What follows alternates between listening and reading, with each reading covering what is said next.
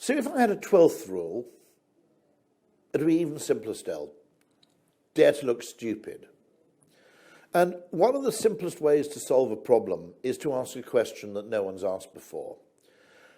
Now, why might a question never have been asked before? One of which is that no one was clever enough to ask it. A more likely explanation is that no one was stupid enough to ask it.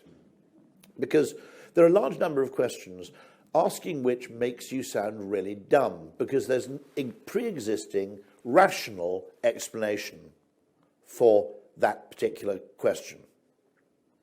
So let's take an example question I asked, which I wouldn't be surprised had never been asked by anybody in the previous 10 years, because anybody in the rail industry, for example, or anybody in transport policy would have felt like a bit of a dick asking it.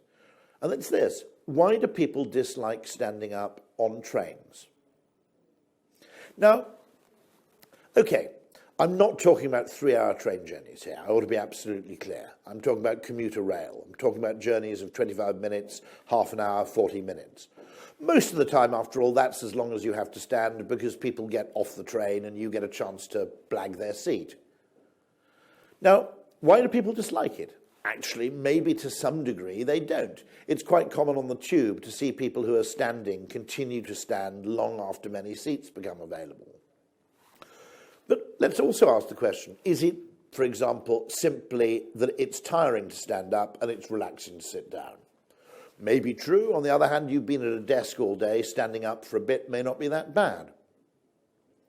Now, it may be that it's a question of balance, that once I've got to hold on to something, I can't use my mobile phone, I can't read a book, I can't read a newspaper. I'm basically bored because I'm standing staring into space like an idiot. It could be that I feel cheated because I've paid my rail company for a seat and I haven't got one. It could be actually simply because, if you think about it, the people with seats get everything and the people who stand get nothing. If you get a seat, you get a seat, you get a table, you get a place to put your coffee cup, you get a place to put your laptop, and you get a nice view looking out of the window. If you're standing in the middle of a train, you get precisely 4/5 of bugger all. You don't get any of those things.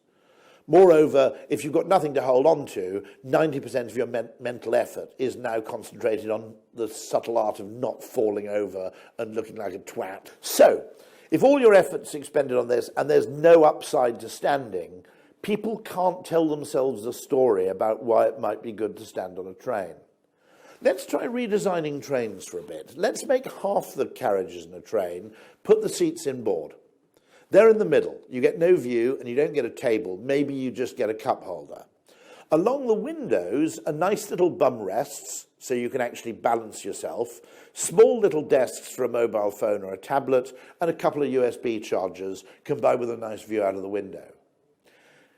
Now, interestingly, remember Aesop's The Fox and the Grapes for evidence of this. You can tell yourself a story about why standing is actually a choice and not a compromise. And the way people feel about it may be completely different.